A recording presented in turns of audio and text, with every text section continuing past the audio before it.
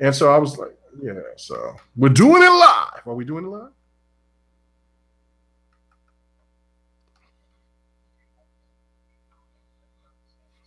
It is what it is.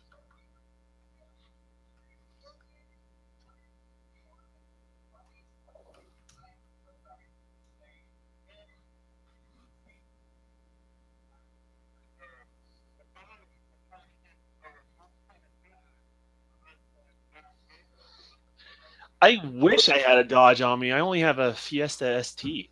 Oh. So, but no, like the serious story. Like, so what they did is they mounted the wrong tires and broke my rims. Kid you not. Like at the tire place, they grabbed the wrong tire. They blamed it on the tire not being labeled correctly. Yeah, I know, but that's what they said. So they broke them, right? And they're claiming that the tires were mislabeled, which you can't do because it's part of the mold. It's not like a heat transfer they put on the label of the tires. So then they went to go to a Ford dealership because they're like, the nice Ford rims that you get on their sporty turbocharged cars.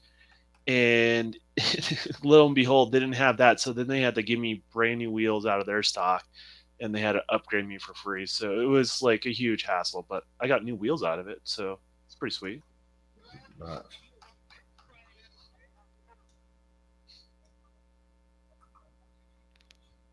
Oh, yeah.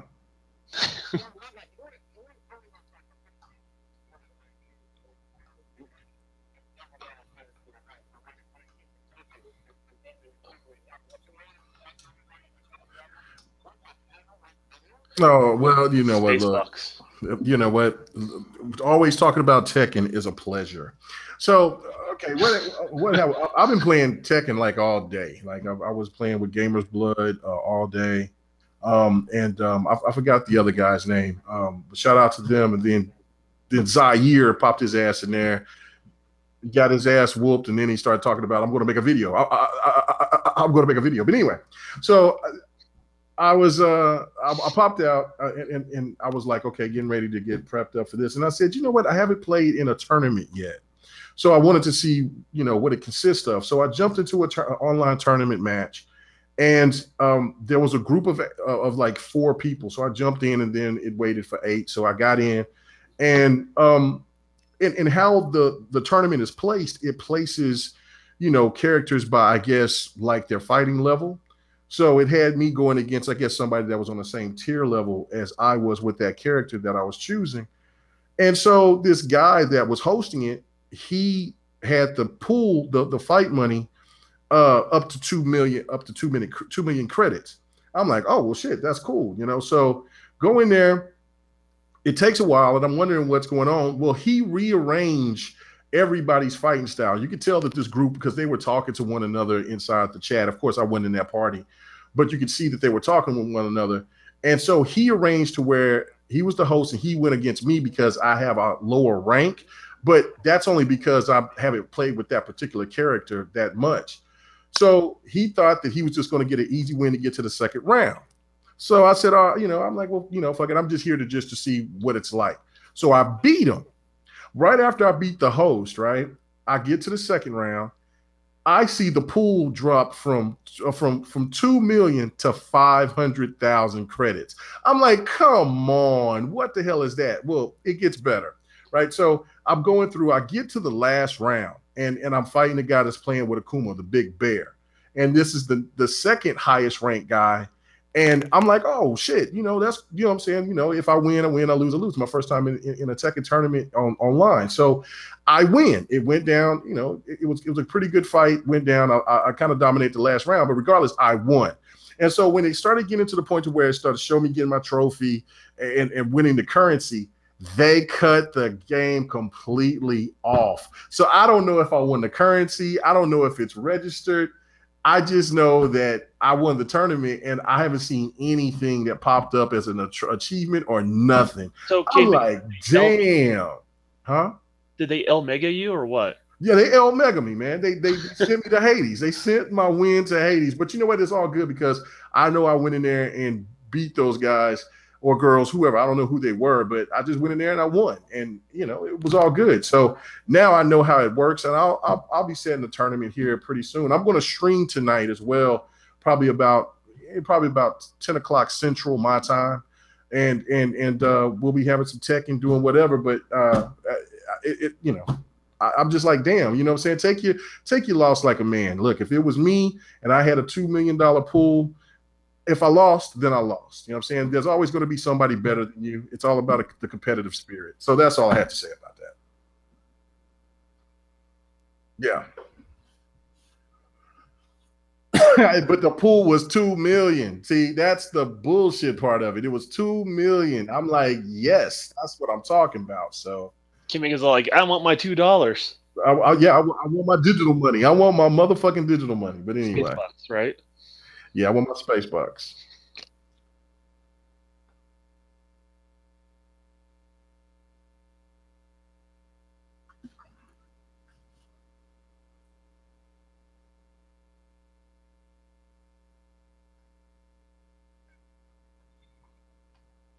Mm-hmm.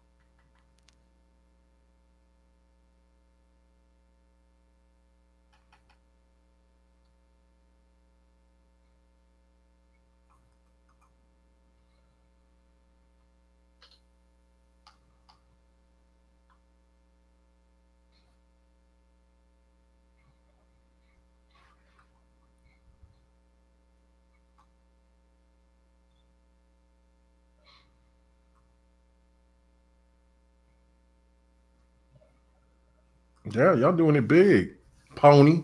But anyway, no, I'm playing. That's cool shit, though. We're just waiting for the background to turn blue, right?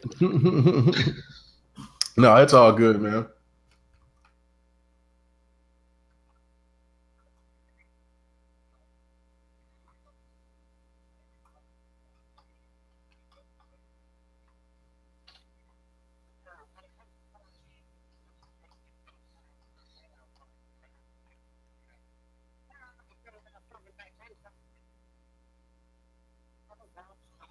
Mm.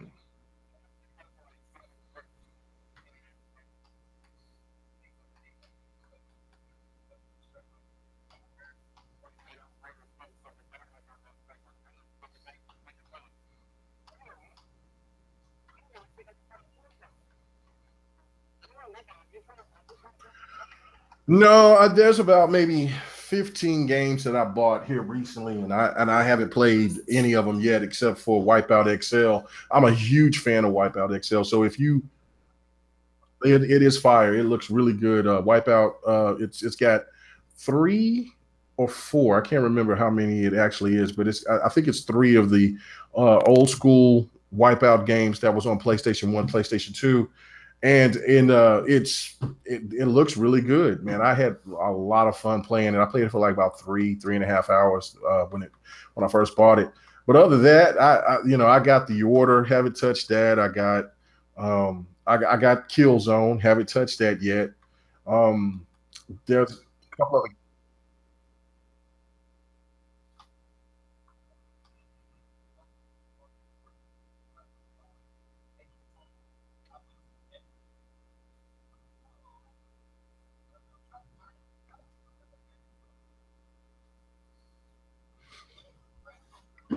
Hey, Xbot, who they said they can't hear us, only me, which that's fine.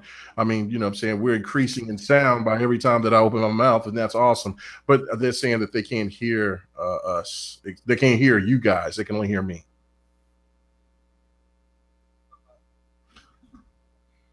Okay. He's fixing it right now, guys.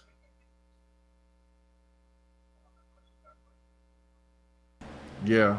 He said he was into Yo. Persona 5. That was the next game he was by. See, I said that. Yo, they can hear me now, man. I said don't put words in my mouth. Oh shit! Don said that he had a he had a pink silk chinchilla. So I don't know how that works. I don't know how that works. Pink silk chinchilla. Yeah, I like how it feels against my skin. Dude, how do you cross genes of a silkworm and a chinchilla though? I don't understand. Well, Don has it's a complicated process. Don't worry about it. It's complicated, and yet Don knows how to make it happen. The smoothness of the fur of the chinchilla, you know what I'm saying, into a silky form, probably with the buffalo titty milk that he was trying to give to developers, to people out there at E3 that didn't take it. So he used it, moisturized it, and then it turned silky. So, you know what I'm saying? I don't know what he's talking about. I got a chinchilla guy. Like, don't you guys have a chinchilla guy? Like for reals? No. I just got regular fur, man. I don't have a chinchilla. Okay, that must be itchy as hell. It's like wool. Ah, damn. Okay. All right, Mr. guys. Rogers sweater on. Do me a favor here. Like I said, today has been absolutely crazy getting everything set up, running around, shopping and stuff like that. I forgot to get my cup of water. So if Don and Mega, if you could just take over the shout outs in the chat real quick, I'm just gonna run to the kitchen and do what I gotta do. You guys don't want to hear me get raspy. Nobody wants to hear a raspy 12-year-old. You know what I'm saying? Damn. Okay. Well, that's all right. Well, you know what? I'm doing double time, doing double duty. Let me just go ahead. Hey, man, thanks everybody for coming out here and hanging out with us. It is really right now. It was Xbox 448. This was the next podcast. Now we're doing an alternative version of the game, the dev and the gamer. So, Don. Oh, geez. Yes. Yeah, we haven't done one of those in a while. We need to do one, don't we? We definitely need to do one. Yeah. Hey, my hate is on an all-time high right now. So, like, this is the time, right? So yeah, this is the man. When your hate is at an all-time high, you need to make more videos. Need to come out and be seen, because that's what they want. That's what the haters want. They want El Mega. They want whatever name that you're going to be called, Don. I don't have no idea, but that's what they want. The Don Diggity. Yo, see, guys, that didn't take too long, right? My all-time high on hates, though, is only 3. So, for whatever that was. You're a youngin'. You're a youngin'. Try 201. Try 201. 201? Really? Was that your Persona video? Huh? Was that your Persona video? No. No. That video had like over, I think maybe it was between 1,000 to 1,500 views. And it had a lot of I think it was maybe over 100, but the Save Lock video had over 200. So I was like, really? Damn, yeah. But this was the thing. Like, this is the thing that cracks me up with a lot of these when I make videos, right? Because I don't try to do fanboy shit. I just say what I feel, be opinionated, and like, let's talk about it, right? That I don't, I want to hear everybody's opinion on this, on whatever I've made on my video. And there'll be people in the chat, or if like I'm on a podcast and I say what I say, and then like, maybe everybody in the podcast or on the chat will disagree with me. Well, when I get off, all through the week, I get people like, K-Mega, I agree with you. I agree with you, man. Man, I was listening to it and I agree with you. So I'm like, well, where were you at when I was getting blasted by so many people that didn't agree wait, are they in the DMs? So you get the DMs. Yeah, I get the DM. I get DMs. You don't want public say it, right? Right. Like, so I had so many people hit me up on Xbox and then on the DMs telling me about how they agree with my stance on lock. And like, I'm like, where were your asses at when I needed you? But it is what it is, man. So much love to the community. Dude, I do have to say, I'm gonna say it with you on the panel and everybody watching. Huge shout out to you for what you did on multiplayer, man. Because like I went to check it out, the whole D versus K Mega thing, which if people don't know, I actually kind of started that on VGST a few days earlier. But anyway, I instigated that shit. But yo, dude, when I saw the panel, like, yo, Z had just everybody in that place.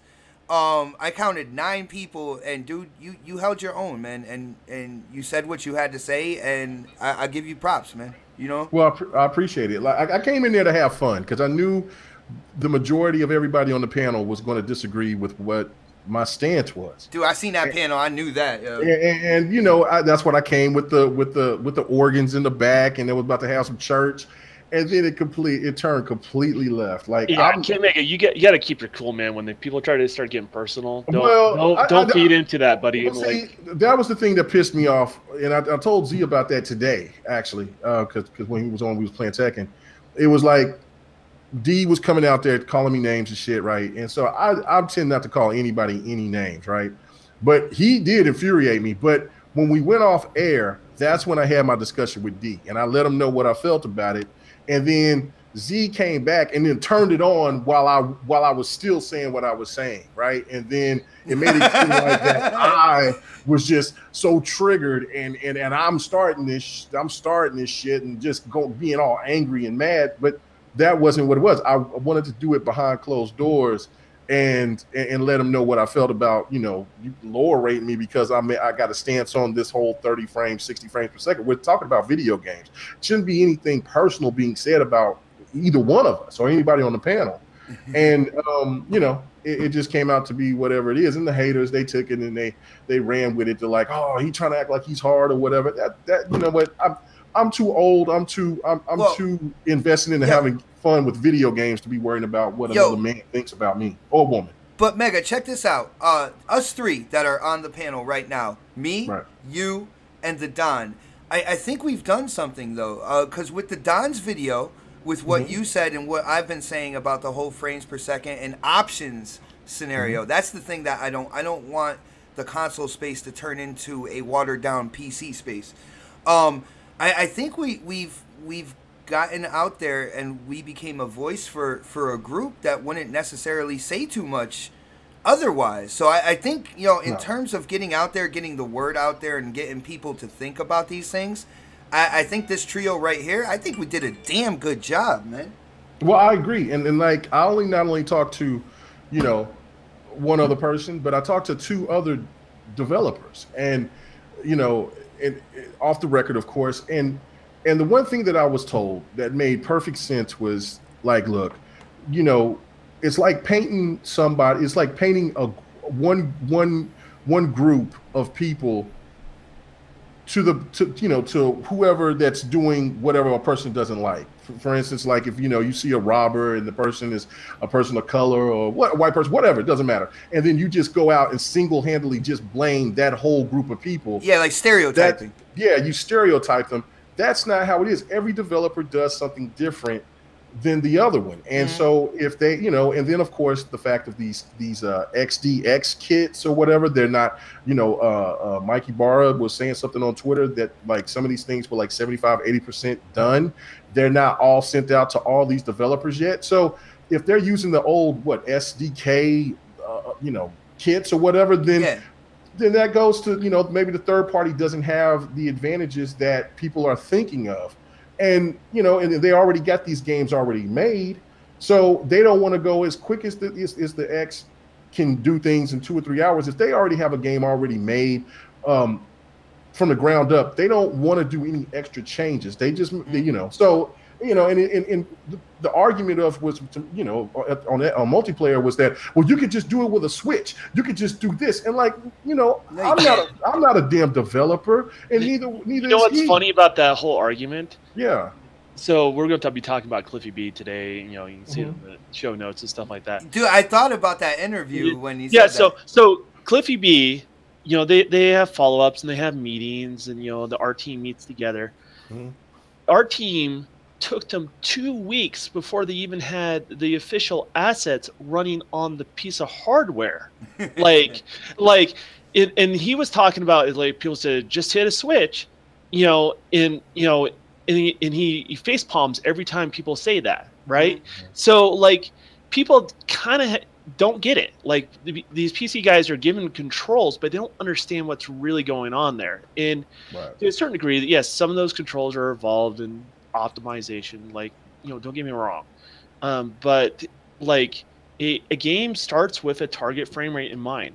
They do play tests early on to figure out what their target frame rates in mind. In the case of Cliffy B, he feels very positively that his game needs to be 60 frames per second. That's his game. I support him in that. He even scrubbed away at first when it came to Lawbreakers.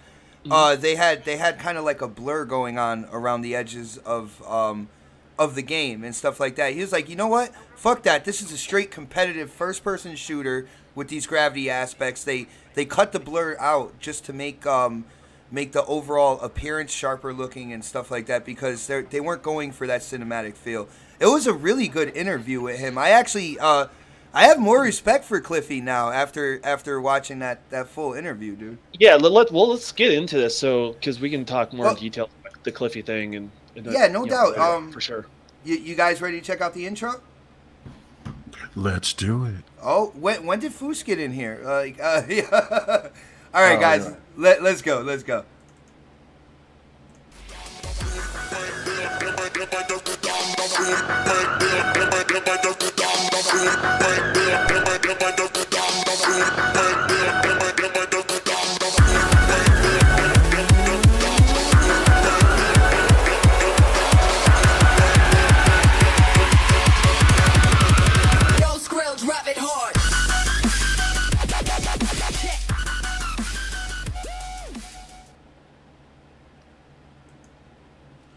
What's going on, people, and welcome to another episode of the Next Podcast. Guys, I am really excited to get in and talk these topics today. We got everything talking about Call of Duty, talking about Cliffy B and certain things that he said about the X1. We're going to get in on the OG Xbox backwards compatibility and a bunch more. But guys, you know we cannot start off the show until we do the intros. So I would love to introduce the first man coming live from the 405. And you know, he's just trying to talk to the intelligent gamers out there. My brother, K Mega. What's happening, everybody? This is K Mega 405 when we're doing it live. So what's happening, everybody, man? As always, man, it's a pleasure to be here. And, you know, hopefully we'll fill the palette with information and have everybody be entertained. Let's go ahead and get this done, man. Yeah, no doubt, man. And I got to go straight into the next guy on the list, man. That chinchilla wearing fool. Now, with the gold-plated tires on his Dodge Omni, it's time to stand up, show that respect, kiss that ring. The Don. Man, you keep telling everyone I got a Dodge Omni. No, I'm just looking for one. So if anyone knows where one is, I really do want one of those, because those things can kill in a drag race, believe it or not, and it really embarrasses people. So, dude, yes, you might can find me. My godmother had a brown one. That's kind of the best color for that car. I'm not gonna lie. Also that tan velour interior for sure. Mm-hmm. Or yeah. Burgundy. Burgundy's pretty good too. Don't get me wrong. If you got burgundy, that seals the deal. That sure. Color in and of itself, burgundy, like it just speaks to you, man. Absolutely. I would have to grow a mustache at that point. Oh, wow. Again? Dude, I remember the last time you had one, that's all you talked about, man. Man, I had a hard time doing the podcast under the influence of a mustache. It's hard to do anything under the influence of a mustache. And if you're wondering what I'm talking about, just take your pointer finger and hold it under your nose and see if you can make it through the podcast. Feel the power. It's the most distracting thing on the planet Earth. Oh, come on. Oh, man. Yo, not for anything, yo, Mega, when he talks about mustache, you know, I think of Magnum P.I. back in the day. That thick mustache, driving the Ferrari. I don't know, man. That thing is a cold air intake for your nose. All right, and guys, I will let you know, as soon as he gets on, he is on his way home right now. Our boy, the golden voice, you know, that smooth talker. Our boy Fooskies, man, he is on the way home to try to jump in as soon as possible, and he's going to jump in on the show. Of course, I'd like to give a huge shout out to Oh Snap It's Mel, a.k.a. Oh Snap Suckers, the first lady of the Next Podcast, out there peddling them cookies. Secret ingredient is incredibly addicting, but yeah, so huge shout out. She is in the chat. I saw her as well. And guys, we got to get into these topics, and I think to start it off, let's talk about this Call of Duty news. For people who don't know, Call of Duty Modern Warfare Remastered is going to be sold by itself. Starting next week, they are selling the remaster of Modern Warfare by itself, and it is coming out on the PS4. And with this information, there was a couple things that kind of stuck out to me. First of all, it was the price point. $40 for this remastered as a standalone, which I can't wait to talk to Don and Mega about that to see if it's worth it. And then it is coming out for PlayStation first, like I said, but they don't have a date yet for when it's going to come out on PC and, of course, Xbox One. So let me hit K Mega first when it comes to this. Now, Mega, when it comes to this Modern Warfare Remastered, I think weren't you one of the people that said eventually, because it was bundled with Infinite Warfare, didn't you think it was going to go solo at some point in time? I was hoping that it would, and you know, and it's good to hear that they finally did it. I mean, look, Activision is really smart, because in gaming, gamers are really impatient. And so, you know, you go a couple of months in, you go 2-3 months in, maybe even 4, maybe even 5 months. It's close to a year. Yeah, it's close to a year, and you still haven't seen it or heard anything from it. And then you go ahead and you finally break. But this is really good for people that held out. That game is quality. It's a true remake. It looks fantastic. It plays well. Of course, with the power of the Xbox One and the PS4, the game feels really good and fluent. And I'm pretty sure that it plays fantastic on the PC as well. So yeah, for $40, it is worth the buy. Now, the only question that I have with that, are they including the DLC? Because if they're not including the DLC, then I have a problem with that, because we're just only a couple of months away from having a new COD come out, and they're going to be asking for another $120 or another $110, $120, which, you know, kind of pricey. You know, I saw, I was reading through the article. They said something about the DLC, but I can't remember. Yo, Don, do you know if this, the standalone for Modern Warfare Remastered, do you know if it's coming with the DLC as well? I don't know. I very rarely follow Call of Duty, even though it's something that always constantly comes up on the podcast, because it is the 800-pound gorilla in gaming. It is a force, man. No matter what, it could be Call of Duty Eat Shit edition, and it's gonna sell millions, man. Well, people either love it or hate it, but it doesn't matter. It moves numbers, right? And you know, obviously, there's a huge fan base in regards to that game. So. No, I haven't been following what they've been doing. My interest level, as I said, like I pick up Call of Duty once every 2 or 3 years, you know, in regards to that. I hope they would kind of follow that business model in regards to that, because I don't know. I really feel that games, you know, are trying to keep their customers engaged in regards to that. And there's probably better ways to make money off the customer. That's I think that's mutually beneficial to both the gamer and the publisher, as far as that's concerned. But yeah, I mean, I don't know. It's just Call of Duty, man. It's a rerun. We've seen it before, right? You know, it's the equivalent to you know, a movie you watched and then now it's on HBO and then now it's available on Blu-ray, right? It's the same thing, but you know, dolled up. I don't know, yo. This kind of interests me because, like I said, it's almost a year. You know, since the last Call of Duty came out. Now, this remaster came bundled with that, and anytime somebody was like, well, are you going to sell it standalone, you know, Activision was really coy on that. Like, maybe, and stuff. You know they had plans to do this, and, see, it interests me because they've waited so long, and I know a lot of people got tired, and you know, like, they were like, you know what, fuck it, I'm getting Infinite Warfare. Do you guys think this is going to be a continuing practice with Call of Duty and Activision in like terms of remasters? I don't know whoever wants to answer first. Go ahead. Well, yeah. I don't really think this is kind of a real problem. I think it's a smart business move. I don't I don't blame them for not saying anything because they may either may not have a plan or have it locked down, or they want to see where the sales of this goes before they do anything. In regards to that, and it compared to the movie industry, right? Like when a movie just comes out, just hits the the silver screen, right? And do you ask the actual people to publish that movie, hey, when is it going to come out on Netflix? You don't ask that right away, right? Dude, but dude, and if you do, they wouldn't tell you. There's a natural progression. See, you're comparing something totally different right now, though. When it comes to movies, there is a natural progression of being in the movies, then going to DVD, and then eventually going to these streaming services and stuff like that. So this is something completely different, man. But no, because some of them hit streaming services at the same time they hit video, right? So this is territory we haven't gone to before, right?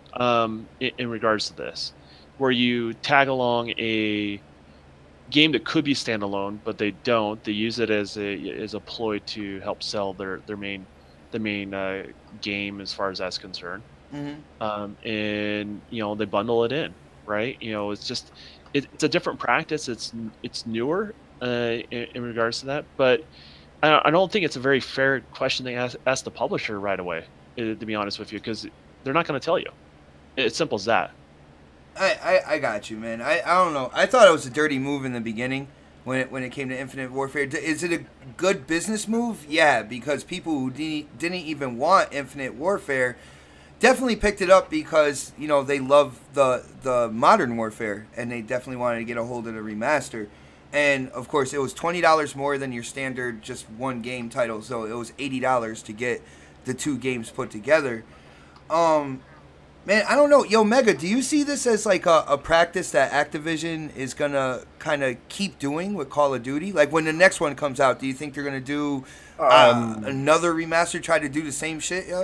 Yeah, they could definitely try to do that, but it hasn't been announced. So maybe because this is it's going back to the roots, back to World War II. I don't think it's going to happen so much for this one. Good point. Yeah, but the next one, I have no doubt in my mind that they'll definitely try to throw out a Modern Warfare 2, which is my favorite COD of all of them. And so you'll be first in line then, right? And I would be first in line, but the problem is with that is that as good as it is a good business sense, or it's good for business, it still is foul to the consumer. I made a little like 30-second video or 10, well, it was about maybe 15, 20-minute video when I first heard about them pairing them together, and then you had to actually buy the other game in order to get that game. I thought it was absolute bullshit because that told you they didn't have any faith in Infinite Warfare, and you don't hear too many people talking positive about Infinite Warfare. So that just comes to show that the game was rushed or whatever. But I heard a couple of things where people have said that the story was good, but the actual online playability factor of it was just not that entertaining. So, look, it is what it is. It's a foul business practice. I mean, we can look at Activision through just their history. I mean, look at like Transformers. I like those Transformers. Like I think Transformers Fight for Cybertron or something like that. I've been wanting that game, but they will not drop it past $30, and that game has been out for a couple of years now. You look at what they did with the old top-down superheroes game. I can't think of them off the top of my head right now, but those games are still 30, 40, 50. It was like asking for $60 for the combo for those guys, for Alliance, some Marvel Ultimate Alliance. Yeah, Ultimate Alliance. Are you kidding me? That game was on the 360, and those improvements weren't visually better. So what are you doing? So Activision has always been really bad at wanting to just gouge you for money and not give you anything really in return. So you're saying it's best to wait for the game that you want if you don't feel like it's a fair price? Right. Yeah. Instead of just being impatient, instead of being impatient, wait. If you're going to, there's not going to be, I don't think any, like I said, I don't think there's going to be. If you can handle the wait, fucking wait, yeah. Well, no, I mean, I think there's so many games that's going to be coming out within, but from the end of the summer, the end summer in August, at the end of August, until E3 coming out this year, next year, I'm sorry, that there'll be plenty of games to where you will forget about COD until you want whatever game that you're looking for, because that's the one positive thing about it. I still have a huge backlog, and even though I broke down and I bought both games at a cheaper price, it was still what I think it was $40. I still haven't really got my feet wet with the game. I still haven't even played it. So if you're really a COD fan, go ahead and buy it. But if not, take your time, wait till the price goes down, and then do it that way, because there's plenty of other games out there available. All right, check this. This is what I think happened, and you guys, you're my brothers in crime right now. You'll tell me if you think what I'm thinking is absolute bullshit, if you think I'm onto something, all right? Before Infinite Warfare, I believe it was Advanced Warfare, right? And that's when people started kind of griping about where Call of Duty was going with the whole futuristic thing. I feel that Infinite Warfare was still in development, though. I feel like they would have sold Modern Warfare Remastered by itself, but they were getting such a backlash. Maybe not so much in sales, even though sales were dropping. But, social media and, sales weren't as good. I mean, they were still terrific. That they were coming out with Infinite Warfare anyway, and they just kind of slapped them together. I feel like that's their wild card now for them moving on. Because now with Modern Warfare 2, with World War 2, they're going more the way of what the fan base wants, right? So they don't necessarily have to do that. So I don't think you're going to see a remastered bundled with World War II. But now they have that trump card up their sleeve that, in case they come out with something and they hear kind of like a backlash, they can always throw a remaster on the oven and cook that shit up. Wait. So just so I make sure I understand what you're saying, you say that remaster they held back for, they were going to release it sooner, but they must have hold that back just for the release of. I'm not sure. The title that wasn't doing as well, because that's what they would have to do in order to accomplish that. You understand that, right? Yeah, I see what you're saying. So yeah, I guess inevitably that's what I would be saying. I was gonna say at first I try to cover my tracks a little bit. So it's like, well, maybe not sooner, or maybe like within a couple months' time, like after the release of the new one or something like that. But I feel like they had a plan to release the remaster by itself, but just the huge kind of like backlash that they were getting from Advanced Warfare onward, they knew they had to kind of pad their sales with Infinite Warfare. Now, do you guys, does that sound any bit plausible to you guys, or you think I'm just like full of hot air right now on this? I don't know. I can see where you're coming from on that. It's really hard to predict, what Activision is really thinking or really doing. To me, it seems like too hard of the thing to coordinate, to do like, that trump card sort of situation. I really think they were kind of planning this as another option, because a lot of studios are trying to kind of go after this kind of whole white whale thing, where people are willing to spend the extra cash for more, if that makes any sense. Either be from DLC or a special edition that has another Call of Duty attached to it.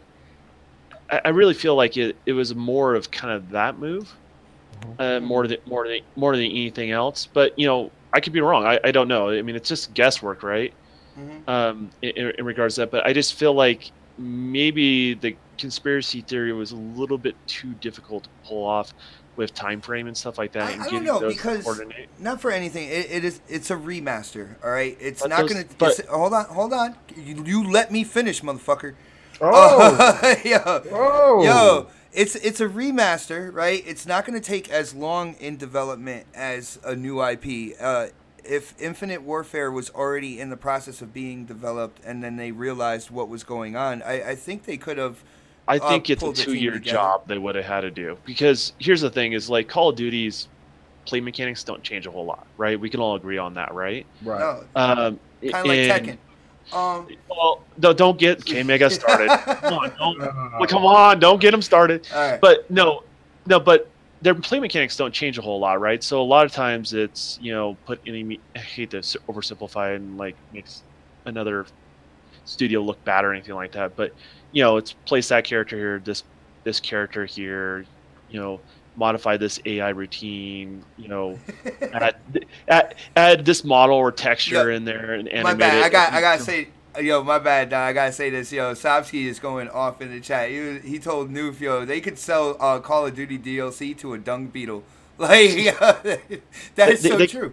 They could, but what I'm saying is that I think the same amount of work that went into that remaster, because if you've seen it, it actually looks really, really well. It looks really good. Yeah.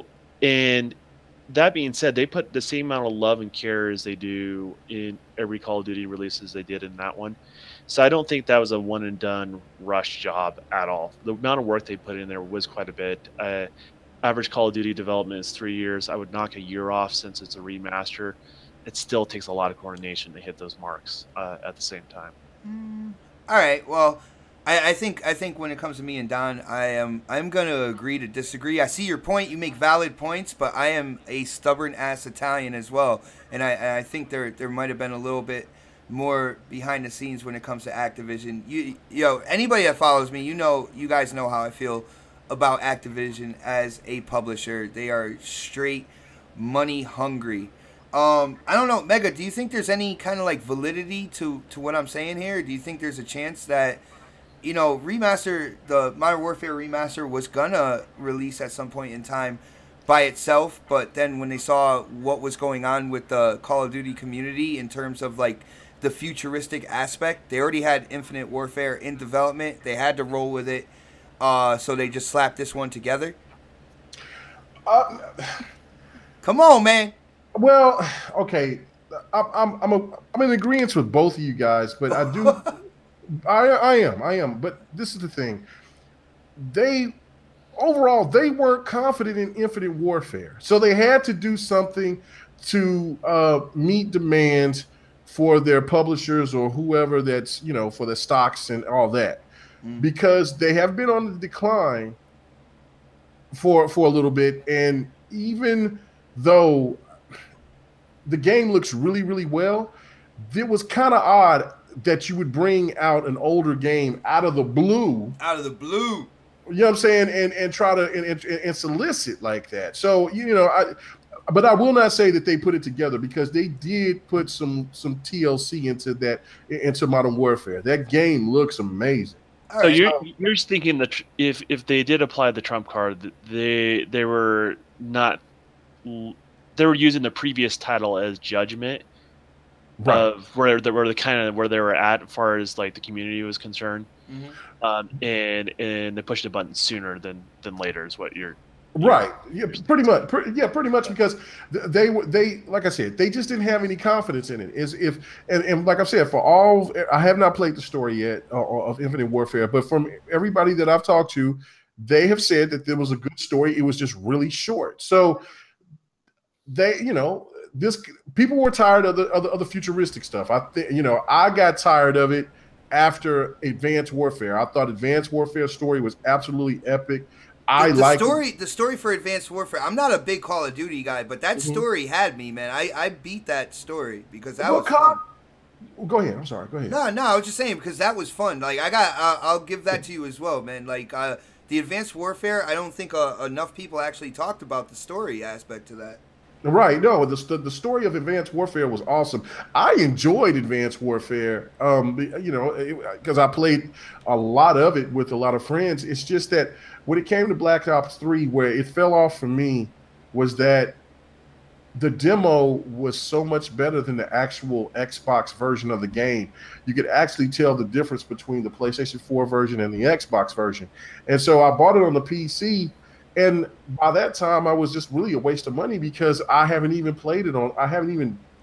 booted it up on my PC. So it just because I was just so disgusted of how it played on the X1. So I was just like, fuck it. So, but they still got the money out of me. Okay. Look, this World War II thing looks promising, but again, it's COD. It's mindless fun. It's going to sell because it's going back to the roots. It's just that I don't think we don't have to worry about any added old school games. No, Yeah, no. not this version.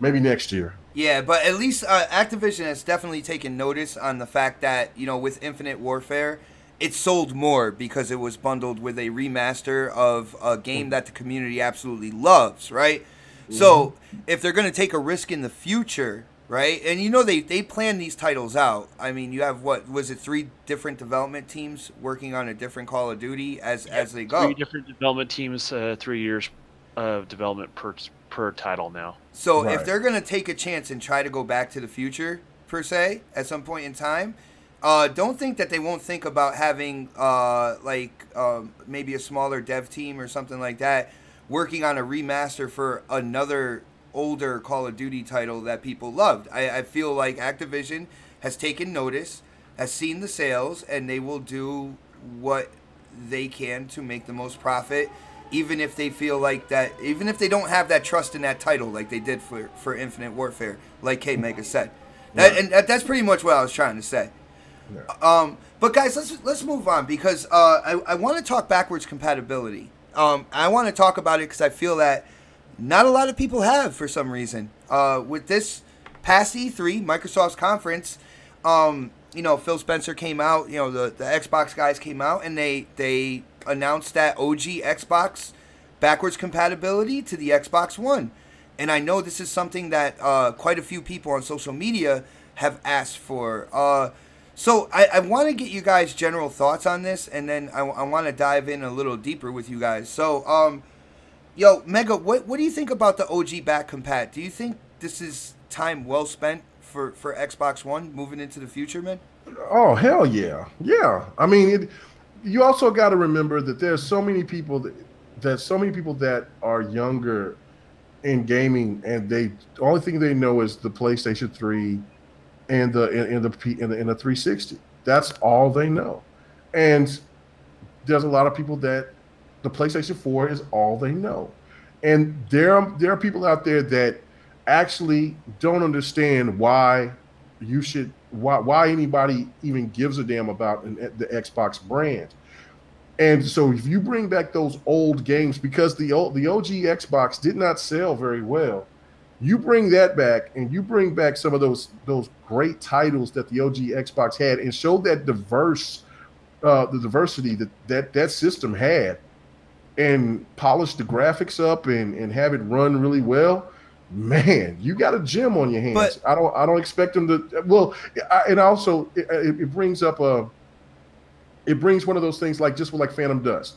We don't know how it's selling, how it is, and all that shit, but we do know it's out there in the wild. And if it's selling well, and if people are actually gravitating to it and people like it, then it gives Xbox an indicator that, hey, we can go forward and proceed on making this an actual next gen title. So yes, bring those OG Xbox titles.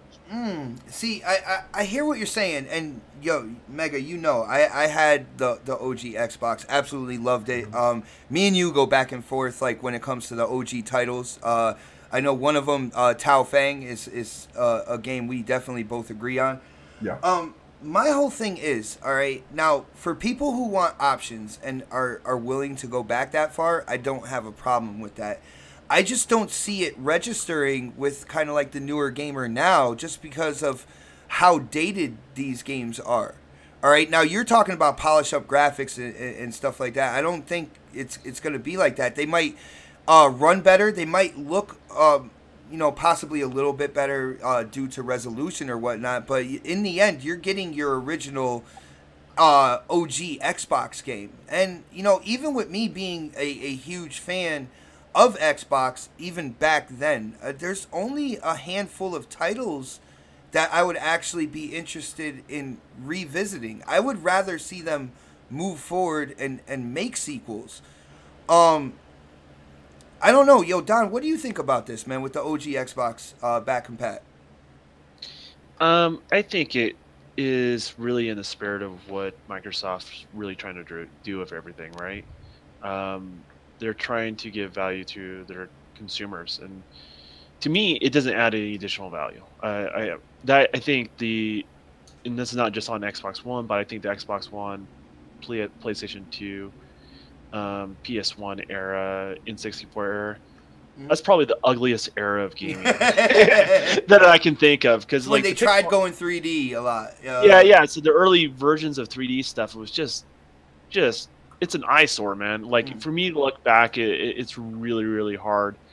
Yeah, I'm glad that things are running cleaner and how they're supposed to through that, and you would expect that with how they're emulating it and all that sort of thing. But I actually have to give it up to Noof. Probably is the only one that announced any game that I really want to play on the original Xbox, which was Conker's Bad Fur Day. They did a remake of the N64 version on that, and actually that version of Conker looks really good. The fur shader they use on that actually looks very phenomenal for that early generation of 3D stuff. Well, no. With you saying that, I mean, at that point in time, the OG Xbox was the most powerful console out, and I know I say the games will look dated and stuff like that. If it was like maybe 2 years back, I wouldn't have said so much, just because I feel like out of all those consoles from that era, the original Xbox, the games would mature or come to fruition today a lot better than the other ones, from the other platforms.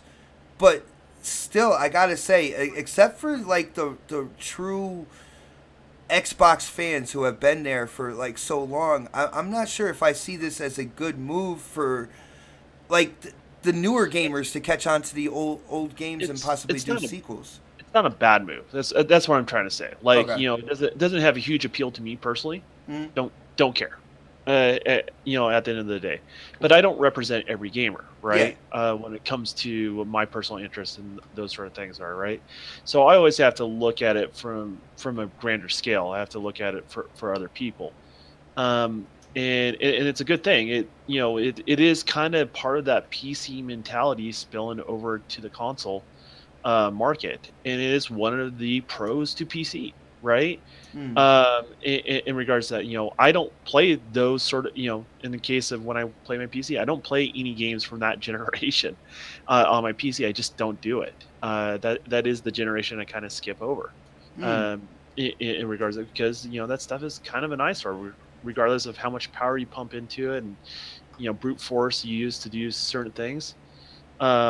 It's just not my cup of tea in regards to, and that's fine. Like, but if people want it and people want to play it, that's great. It's not, that shouldn't be looked at as a bad thing, really ever in regards to that. And I don't think it's about creating an emulator, right? And at that point, it's just about getting permission, right? So realistically, it's not taken away from anything. If anything, it's going to generate more revenue for Microsoft, that they'll be able to put in other things, and they'll be able to, as K-Mega said, judge some of these older titles and see if there's anything worth revisiting.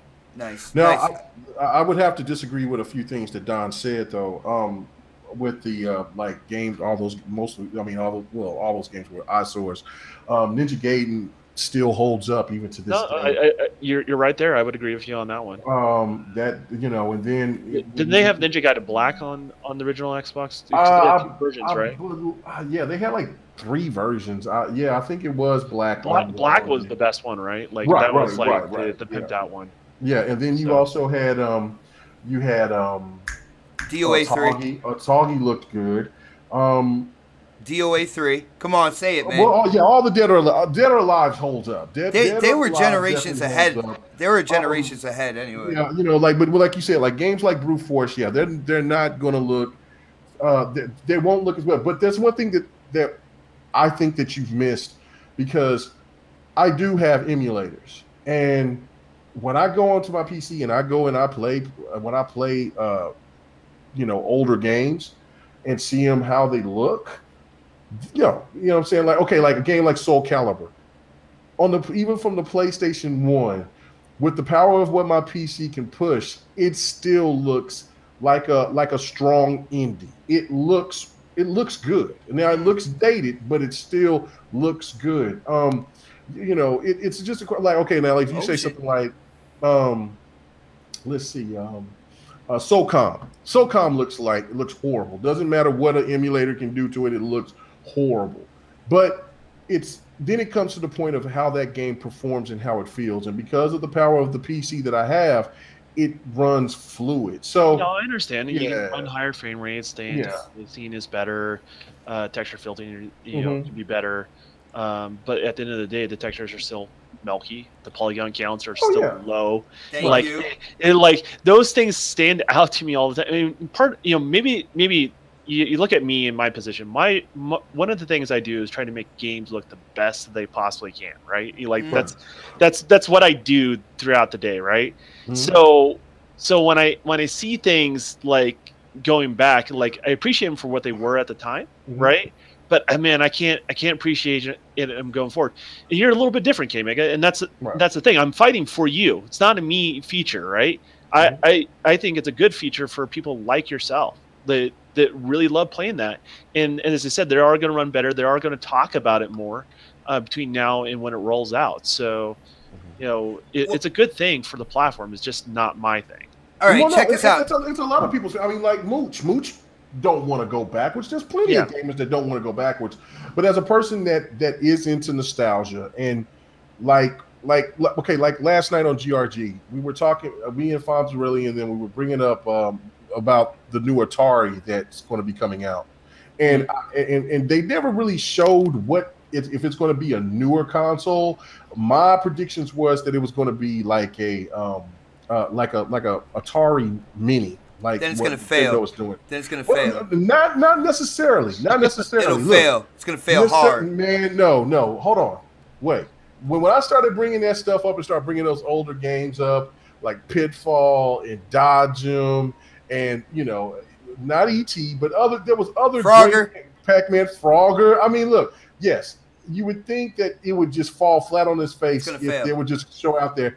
I don't think it will. I think it's a nostalgia piece that there's older gamers, especially people that are way older than me, that will say, you know what, I remember when I used to game back there, and they'll buy it. Well, you know what I'm saying? If it's reasonably all right. Here's the thing with K-Mega, though. He's the most attached to the worst looking generation. Like, that is the worst generation of pixel art is the original Atari, and the worst generation of polygon art is the PS. Well, no, here's the thing. But you know what? But hold on. But the one thing about that era, with the PS1 and even going back to the Atari, that was the most complete time of gaming in the history of gaming, in my opinion. I'm saying, there's people that's a lot younger than me, right? But when I put in, people love the PS2. The PS2 was great. The Dreamcast is my second favorite console of all time. My first one is the PS1 because there were games that I'd never seen before, and at that time those graphics looked absolutely amazing, even though now they may look like shit.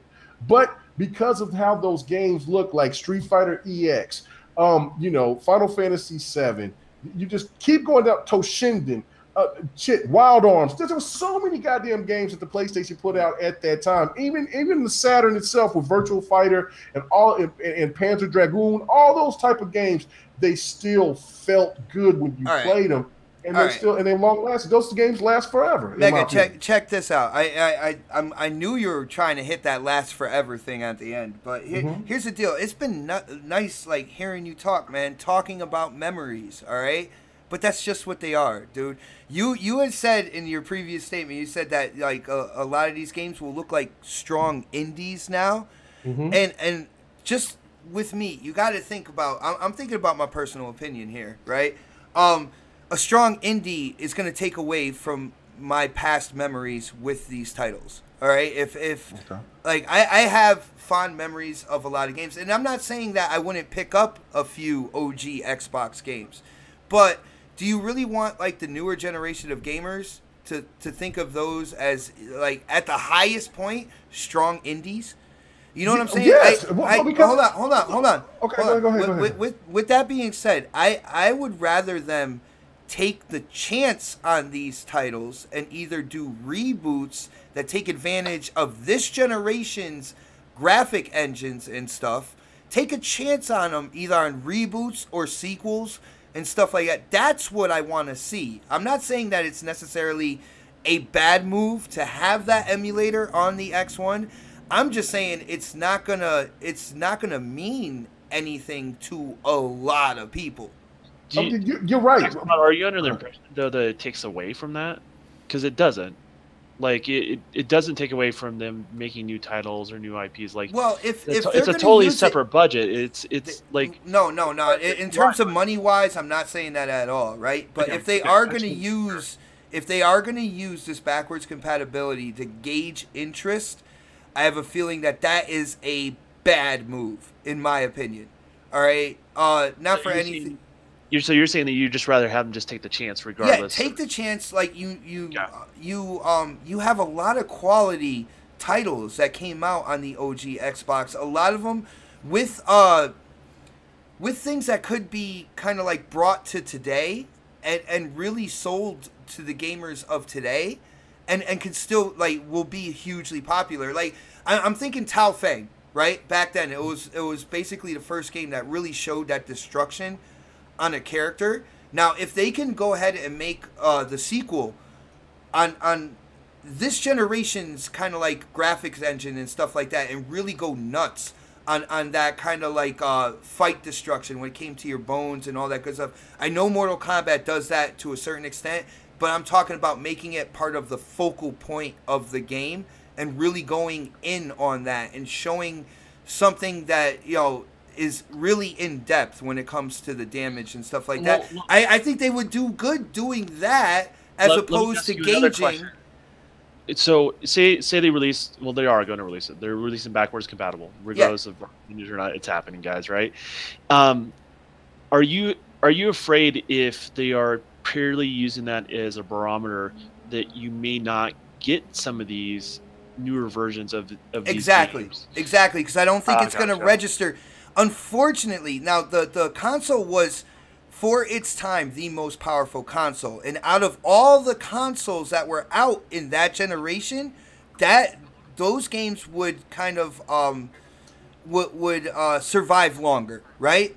But I still feel like they would be dated to the point that the newer generation of gamers and stuff like that won't necessarily adhere to it. So that's why I'm saying it might not be the greatest idea if you're going to use that to gauge that specifically. Well, take a chance, guys. Let me tell you how it's really going to play out. Those sort of titles are not on the radar, period.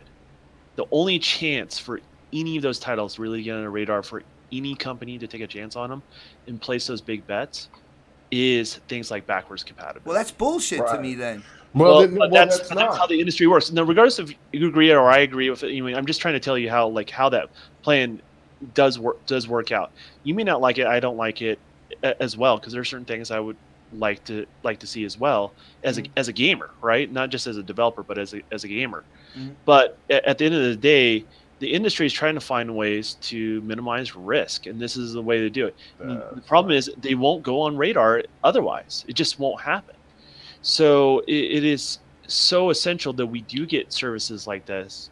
It is essential so it preserves these games to, so they don't just disappear in some landfill somewhere, right? You can buy them digitally or something like that. Classics. It's important for classics to be, played so people can see where certain game mechanics came from and where it all started and all that sort of stuff. I think that stuff is crucially important. I'm just not interested in going back there. I already been there, done that, right? Mm-hmm. But if you're talking about the risk you're talking about, like I don't see a publisher just taking the risk.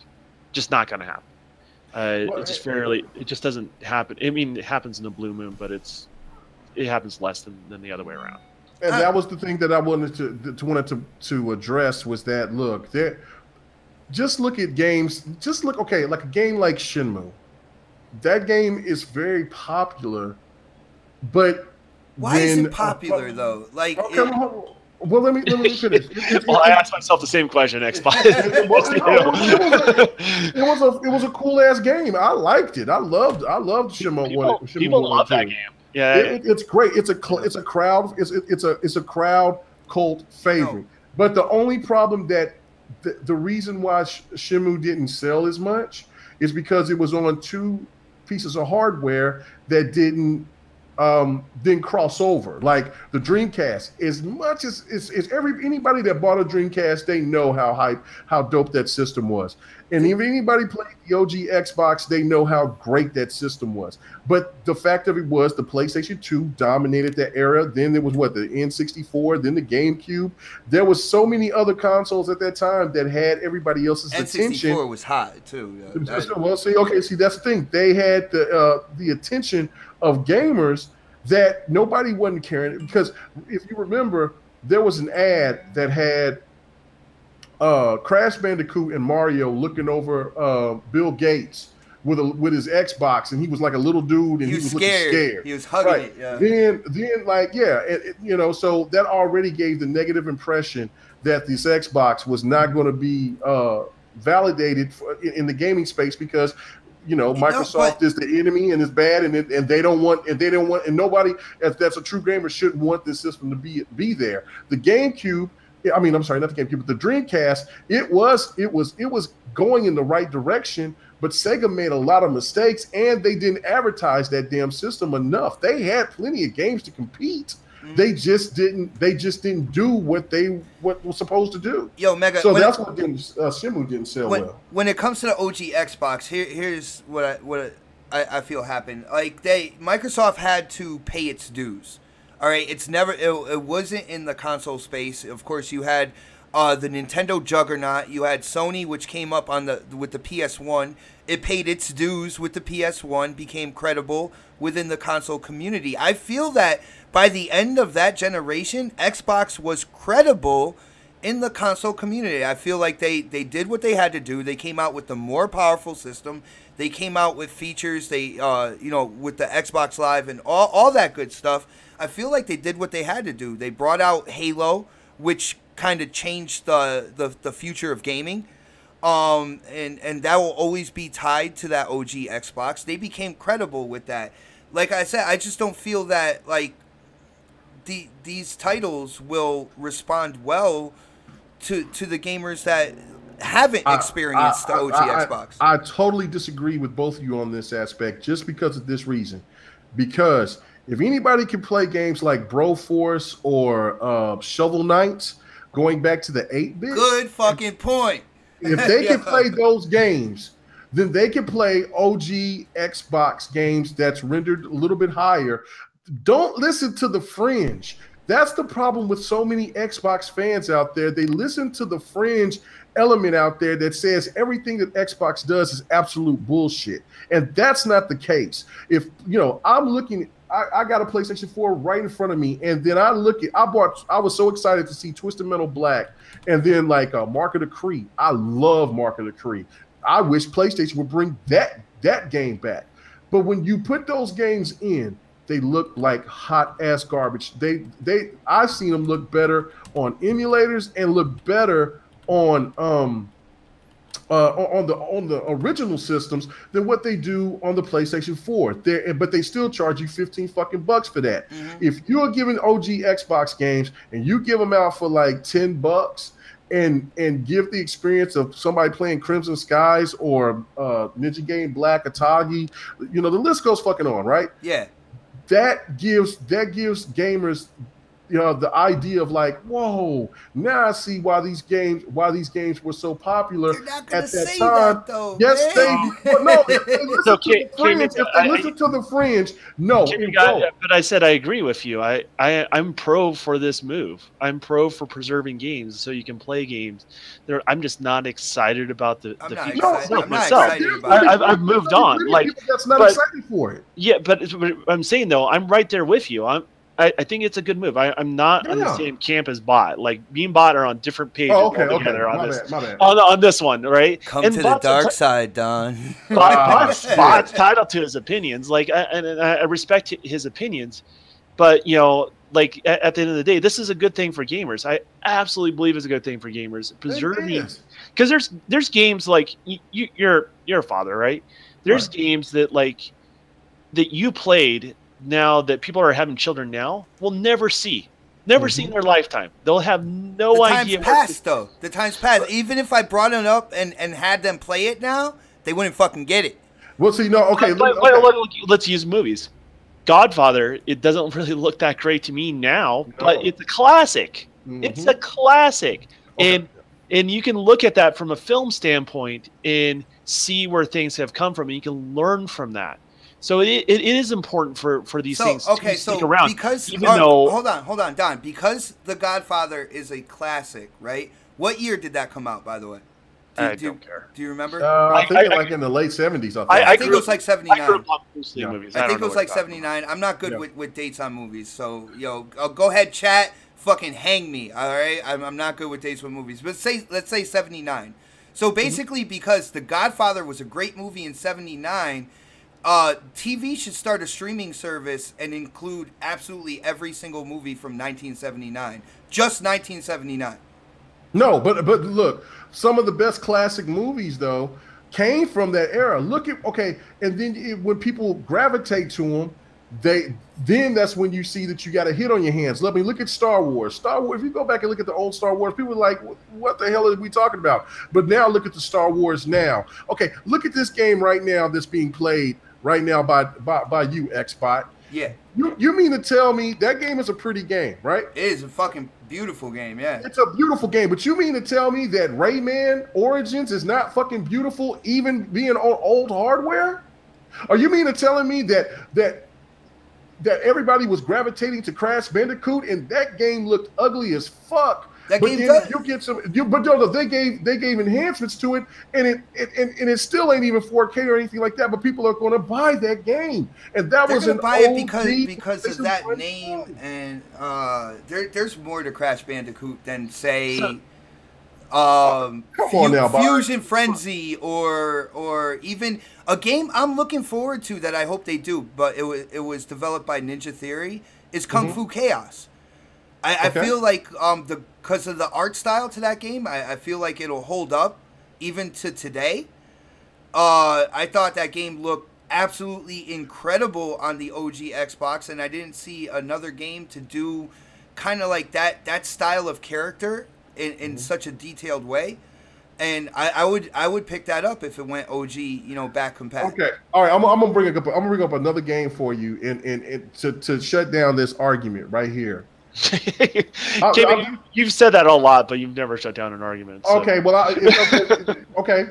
But I mean, I agree with you. So far. No, I want to shut it down because this game is getting an enhancement and bringing back the old graphics. Mega Man, those old 8-bit graphics, and they showed the new version of Mega Man that they're bringing back. That they're bringing back those old classics, because remember they did 1 through 6, I believe. They're bringing the rest of them, and when I was watching E3. That's an exception. Okay, see, there you go. Fucking exception. Backwards compatibility is a good thing, and I'm not saying it isn't, man. If people don't listen to all I'm saying, if true gamers don't listen to the fucking fringe and listen to these assholes that shits on everything that's positive for Xbox and get their head out their ass and say, well, because they said it was bad, I think it's bad too. Get your goddamn head out your ass and go play the goddamn games and enjoy them. That's what you're supposed to do. Well, I mean, here's the thing. Like, if you look at the 360 back compat and you look at the original Xbox back compat, it's very fair to say that the original, the 360 back compat has more impact, a lot more impact. Oh yeah. The games don't look as dated. 3D wasn't at the very beginning where a lot of it was crap as far as all that stuff is concerned. But then again, it's important to preserve these things. The market dictates it with digital and all that sort of stuff. The market will dictate it. It's not like it's clogging up store shelves at Walmart or anything like that. It's just available to the consumer, and if they want to buy it or not. And if they get burned on an original Xbox One, and it's not going to be that many too, because it's not like they're going to be able to get the rights for a lot of these. It's just going to be whatever ones they can kind of get through the red tape. Yeah. I definitely agree with that, Don. I don't think there's going to be a lot of titles that people would be like, oh man, yeah, I want that or whatever. And on an individual basis, right? Yeah. And they're not going to get it because for some reason or other, when it comes to there's licensing.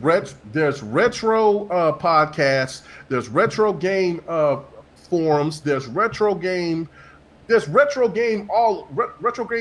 everywhere. For just coming out to say, well, because it doesn't look as good as what these games look like now, I'm telling you, if the fan base would just understand that these are just games, just like any other game.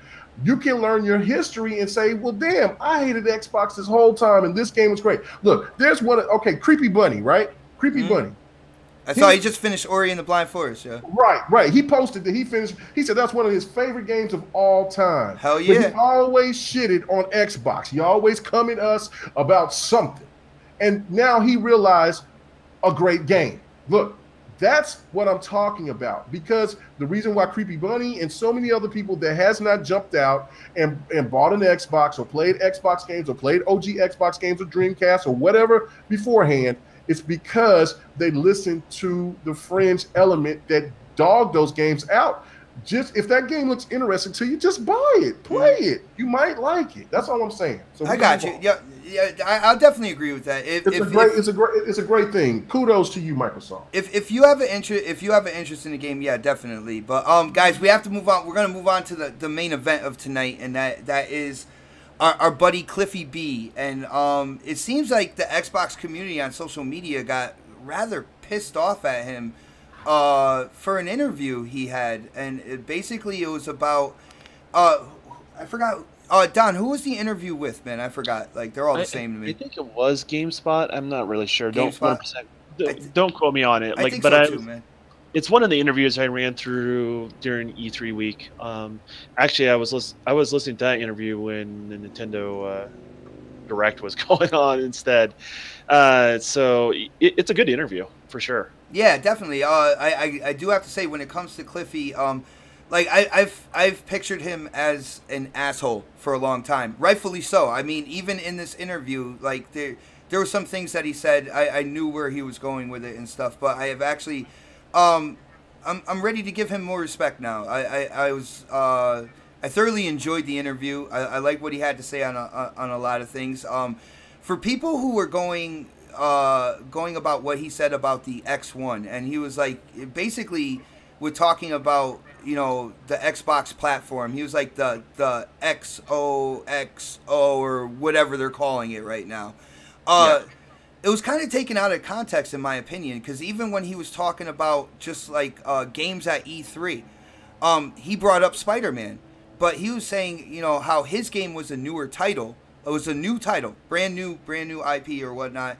And even games like Spider-Man, I mean, it looks great, but let's just be real. It's Spider-Man, is basically what he said, and stuff like that.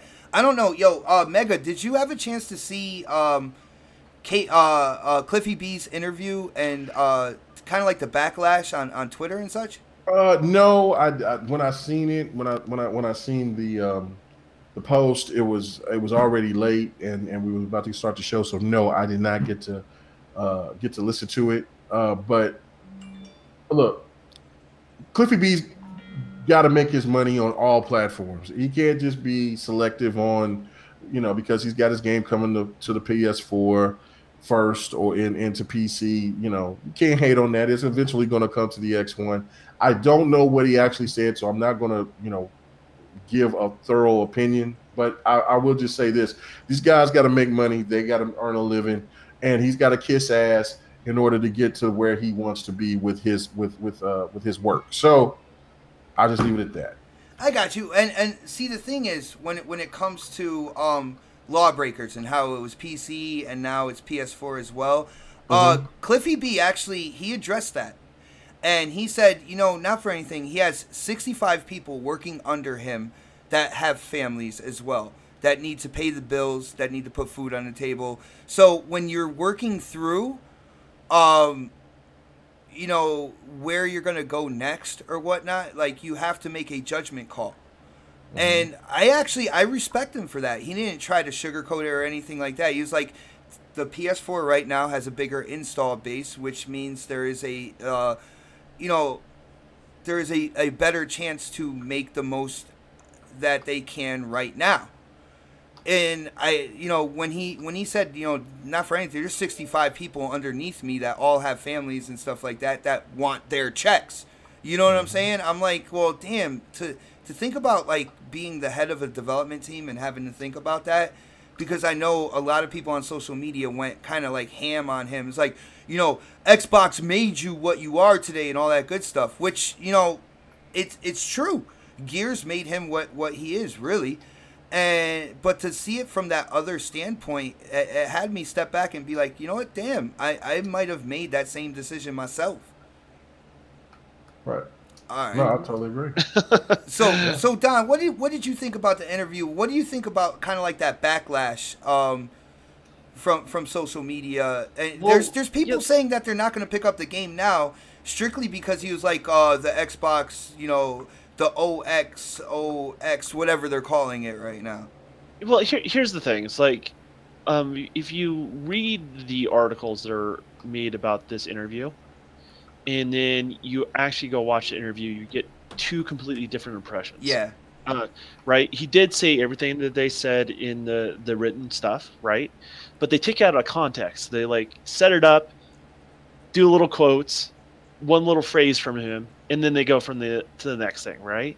And I kind of, I don't think Cliffy B really gives a shit, but no, he doesn't. I feel kind of bad for people like that. They're just trying to do their damn job, and then somebody in the media wants to take it out of context and blow it completely out of proportion. And he said so many cool things for people to look. People are starving for game information.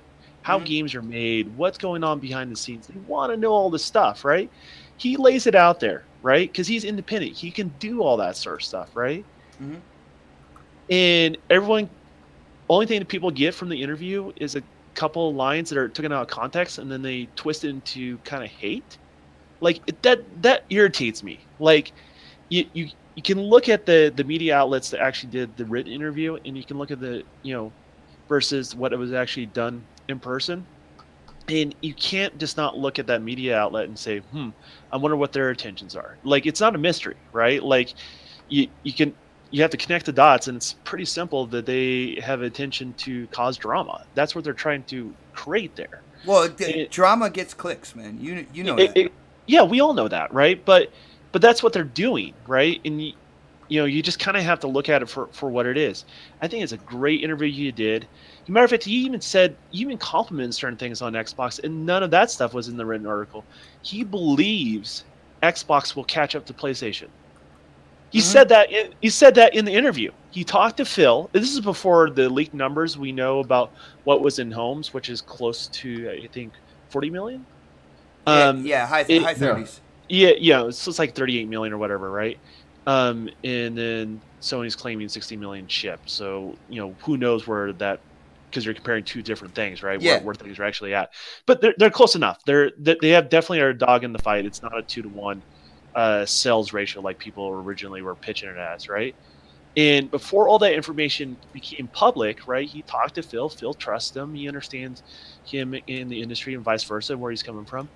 And in that interview, he was saying, like, everyone just thinks I hate Xbox. I don't hate Xbox, right? He did talk negatively about, like, some of, like, the hardcore fans that are salty, or people that are coming at him. And shame on I'm an Xbox guy. Like, I'm not proud when Xbox people go after developers. Like, it's not cool. It's not cool at all. And to do that sort of stuff. Now, I really encourage everybody in the community to have a better understanding, see where things are coming from, and then when you do come with an understanding, you do kind of call things out. Then that has a lot more impact, right? That's where I encourage people to do. All right. It's part of how you act and not how you react. Don, hold on just 1 second, man. Hold that thought, because I really want you to finish. But, shout out to Genesis fan out there. He's like, they do the same thing to Phil Spencer. And you know what, Genesis, here's the deal. I am not a believer of, well, since they do it on one side, we can do it on the other, all right? We have shown ourselves time and time again to be an awesome gaming community. We do not want to go down that road where it's like, well, since everybody's saying all this shit to Phil Spencer, yo, come over here, Yoshida, or come over here, Cliffy, and start doing that. I've made multiple videos about certain PlayStation fans, extremists who have threatened rape, have threatened death to actresses, like of Tomb Raider and stuff like that. Right. I don't see that in this community, and I don't want this community to go down that road. I don't want the PlayStation community to go down that road either. Like, they've already gone down that road. Yeah. Well, but not all of them though. They're like the other ones stay quiet. They just don't say anything, right? But that's the biggest problem though. I mean, when I listen to other pro PlayStation channels, like for instance, there was a podcast last night, and they were basically trying to downplay what Jim Ryan were saying. Like, they, instead of just coming out of, like, let's just say that was Mikey Barra, Aaron Greenberg, Susan, I forget her last name, anybody from the Xbox staff that said what Jim Ryan said, that has common sense would debunk that and say that was trash. That is absolutely out of bounds. I mean, absolutely. You know, you have the head of your company telling all of us gamers that the console war is stupid, and other people thinking that they stay away from other YouTubers because of the so-called console war that like some of us interject to, the fringe that think that we're doing console war bullshit. You know what I'm saying? But and to not say nothing or to downplay it, that is fraudulent. That's just kissing too much ass. That's not doing the right thing. And you know what I'm saying? And just like for just the customer service aspect, a lot of things, they don't come out with their pitchforks and torches until there's something positive going on with the Xbox, or if somebody goes after PlayStation, then they come after whoever that they come after. They're a weird cult acting community that doesn't want to hear anything negative, and that's deplorable. But I mean, back to Cliffy B, right? Like, they took him out of context. They pinned the most aggro fan base of the Xbox community against Cliffy, right? Like, that's what they did. They just try to get a bunch of people riled up. But if you look at, and I really encourage everyone to look at the actual video, look it up. If you want, I'll tweet it out. All that. Yeah, I would say, Don, why don't you, when you do get a chance, tweet out the interview? You can tag like me, K Mega, the panel and stuff like that. So absolutely, and so guys can see in the context of what it's really is, in regards to that. And the only thing he really expressed is more of the people that are just overboard. That's who he was talking about. When someone says fanboy and you instantly get triggered by that.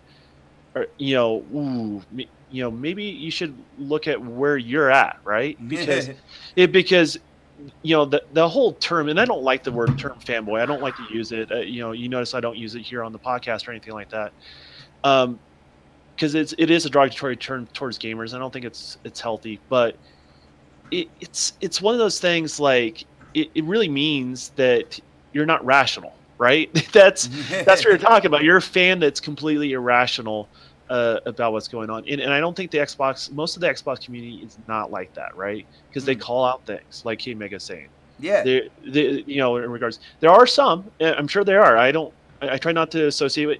And when I have friends that are kind of going a little bit more towards that route, I kind of just sit back and let them work through their stuff, right? Because no one's perfect. We're humans and things like that, but Cliffy B had to place a bet for his staff, right? And he had to make a judgment call. That's what I was talking about, man. To see that other side. It's not just Cliffy. I bet you, even though it's his team, I'm willing to bet, and I don't know Cliffy personally or anything like that, but I'm willing to bet maybe he talked to his staff as well, right? He just seems like he would have done that, or the staff would have had some sort of impact on that. Yeah. And people also don't realize Lawbreakers was made by people that both worked directly under Microsoft and Sony in regards to that. So there are people on that staff that also worked on the Killzone series. Yeah. As well. So, and he's not, but going after him all it's gonna do is be like, ooh, that's kind of toxic. And I want to build a good community around a community-based game. right? Like all that's going to do is delay the game coming to the platform. that's all you're going to do, is because he wants to build a good community around that, a core fan base. You know, find that niche that really loves his games, and if it blows bigger than niche, you know, I'm sure he'll be ecstatic, and his team will be ecstatic. But it's a living, breathing thing, and so with those sort of titles, you know, he just doesn't want to be associated with the toxicity. I think he could have used a little bit more tact, but he's independent. He's not a very tactful person. Like, no, he's calmed down. He's definitely calmed down. He used to be more tactful, but I think once he became more independent, he just kind of got tired of the tactful side of things, and just kind of tells it how he is. But you know, he looks at it as, if people really know me, they'll understand where I'm coming from. In regards to that, he's just not a guy that translates well over text. Like even in his tweets, not really good to be honest with you. No. But in person, when you actually kind of get to see in full entirety what he's talking about, it's a good interview. I recommend people to go watch it, and I will tweet it out, and I'll basically tag everybody here in the podcast in regards to that. Yeah, definitely. Like I said, when it's all said and done, you could read the articles and everything like that, but when they're based off an interview, go and check out the interview, because like I said, I was really kind of like entertained by what he had to say. It was cool to see him. I mean, he was talking about Overwatch, and of course he was there to promote his game, and that's what he does, and that's what he does well, right? But with talking about Overwatch, he's like, well, you know, with Overwatch, Overwatch is a bunch of characters with special abilities and some guns. He's like, but Lawbreakers is guns with some characters that have abilities. Like, in other words, the focus is around the gunplay and stuff like that. Guys, don't read into a lot of these clickbait articles. This game does look very interesting. It's one of those games that, since it's an online game, Cliffy B and his team realized that they shouldn't charge $60 for this service game or whatnot, and it is $30 at its core, $40 with a couple extra skins. I believe it's a Killzone set of skins or whatnot. So it's not going to be a full $60 title, and like I said, also free DLC. Yeah, and then free DLC after the fact. So, like I said, when it comes to these projects, Friday the 13th, it was one of the big reasons why I was looking at Friday the 13th. Like when they do this, when they feel that, you know, a digital game needs to be cheaper for the gamer, for the consumer, and stuff like that. Those are projects that I like to really look into and possibly endorse if I like the game. So don't let this like turn like a sour taste in your mouth or whatnot, because if you go and check out the whole interview, I think you will actually be pleasantly surprised with a lot of the stuff he has said. But guys, on that note, it is about time for me to pick up O Snaps, and I just saw her pop up in the chat, so it's got to be fate right now. Yo, Don, Mega, I think we had a couple really awesome conversations. It does feel a little light right now, but I think the time that we had, we packed it in with a bunch of great opinions, great conversations about gaming, and I don't know, I had a lot of fun tonight, guys. Should we just be awkwardly quiet? Yeah. Hold on. Wait for it. Wait. Talk now. No. All right, but guys, we got to get our plugs in, man. We got to do our outros, all that good stuff, and we're gonna start with the man with the Dead Sea Scrolls for appearances, and that would be my brother K Mega. Yo, Mega, why don't you let people know where you're gonna be throughout the week and where they can get a hold of you, man? Oh man, you can get a hold of me by coming to and supporting my channel, K Mega 405 on YouTube. I also have a VidMe which is K Mega 405. I'm going to be streaming tonight, on Mixer. So come and join me. And if you want to play some Tekken or whatever that we're going to be playing, come and join me. You know what I'm saying? This is a gamers community. Also, definitely big shout out to Intro Media Gaming. Much love for that group, my crew. Also the GRG podcast, which is every Friday night after Crossfire. Appreciate the people that's been supporting us. We had our 20th episode last night. That was time flies, man, but it was awesome. Also on the multiplayer, I can't do the multiplayer all the time, but when I do, it's just wild and crazy. Also, here you catch me here, and the big daddy of them all. You know what I'm saying? BGST. Just man. A lot of man. a lot going on, man. But yeah, and a big shout out to everybody, and thank you guys for hanging out with us. Nice, dude. Yo, Don, why don't you let people know? I know you dropped a video recently that even our boy Crap Gamer is using, kind of like to help leverage people out with the whole frames per second thing. So why don't you let people know what you've been up to and how they can get a hold of you, man? I didn't know that was public information. But in regard, no, I do have a channel called Happy Little Polygons. I don't really give a lot of opinion pieces just because that's not what it's there for. You know, a lot of times that sometimes feels like really hardcore fan bases, and that's not. I'm a developer at the end of the day. I have a preference towards Xbox, but I don't have any hate towards any other platform. So I try not to do that. But there was definitely a controversial thing on take on 30 frames and 60 frames. And every time I try to talk to somebody about it, people are very, very close-minded and not wanting to look at Kill that man. the full details in regards to that. And people were, getting to the point where they were taking my stuff completely out of context. And so I'm just like, okay, I am not nearly as big as Cliffy B or Phil Spencer, so you shouldn't be taking my shit out of context at all, right? So I just kind of laid it out. I gave it the full picture so people can see where I'm coming from on that. And so if you are curious, it is Happy Little Polygons. It's just an opinion piece on 30 frames versus 60 frames. It's actually my most hated video, which is 3 hates right now. So if you want to give that a thumbs down or you want to get a thumbs up, I'd appreciate the view regardless. In regards to that, I don't live off of YouTube, so this is just it's a way for me to reach back out. Do the damage, in other words. Yeah, exactly. Like it really doesn't matter either way to me. I always try to speak the truth. I always try to empower gamers.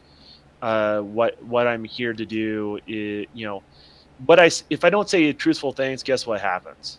Then publishers and other developers don't take me seriously. So I have to take some stance on when things are more when it's about factual stuff. I have to go with that stuff and with my understanding for me to have credibility. So that's why I did the video that I did, so people would stop taking things out of context. But if you enjoy that sort of stuff, you want to hear my take on it, it's there. Otherwise, you can follow me on Twitter. The link's below on this, and I encourage you to do that because I am about to send out the video of Cliffy B and have everybody here in the podcast tagged in it. So beautiful.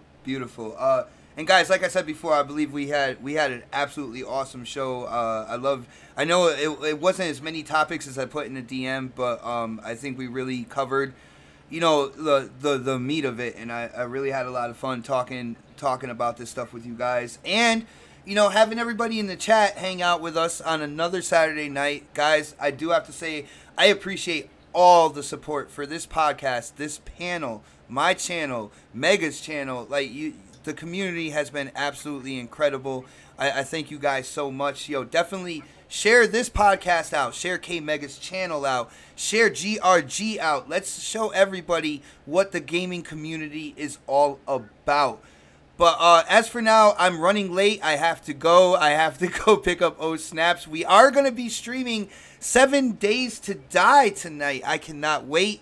I want to see the Minecraft aspects in this kind of like zombie apocalyptic world and stuff. So I am hyped for that. O Snaps is going to be streaming that on her channel, O Snap It's Mel. But I know the gamers want to get the controllers in their hands. So guys, we got to let everybody go. So I'm going to say, like I say every Saturday, check you next Saturday for the next podcast. Oh, and by the way, next week's special guest is coming down from the 2nd floor. Check you next Saturday. 2nd floor? Luca. Oh, I thought it came in.